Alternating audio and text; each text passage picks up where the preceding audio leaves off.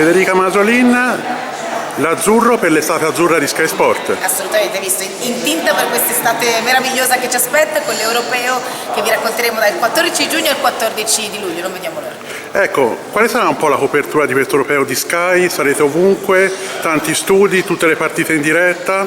Saranno giornate lunghissime quelle che passeremo insieme, inizieremo alle 10 del mattino con Sky Sport 24 per tutti gli aggiornamenti, passando poi per tutti gli studi che vi accompagneranno sino alle partite. Come dicevi, saremo ovviamente nel nostro headquarter a Milano, saremo a Berlino con uno studio speciale, saremo poi anche sulle tribune degli stadi a seguito della nostra nazionale. C'è calciomercato che concluderà poi le giornate, insomma, da stare incollati alla televisione. Però la stagione non è ancora finita, sabato c'è una grandissima partita, la finale di Champions fra il Borussia Dortmund e il Real Madrid.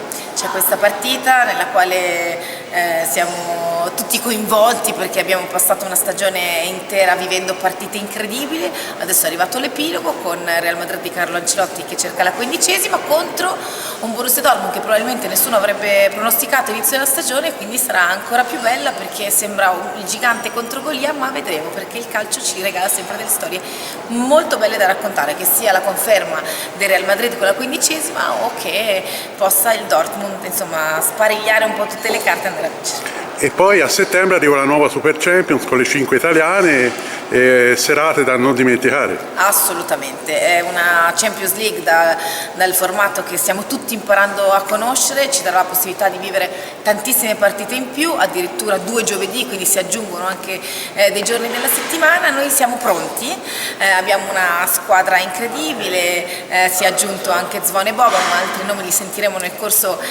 dell'estate, quindi siamo tutti molto felici e soprattutto siamo sicuri che chi ci guarda a casa non resterà deluso ovviamente da questa classifica unica che metterà di fronte alle migliori squadre d'Europa. Ecco, non posso che chiederti anche un parere, visto la tua esperienza, sulla bellissima domenica scorsa della Formula 1 con la bella vittoria di Leclerc a Monaco. Che emozione è stata anche quella?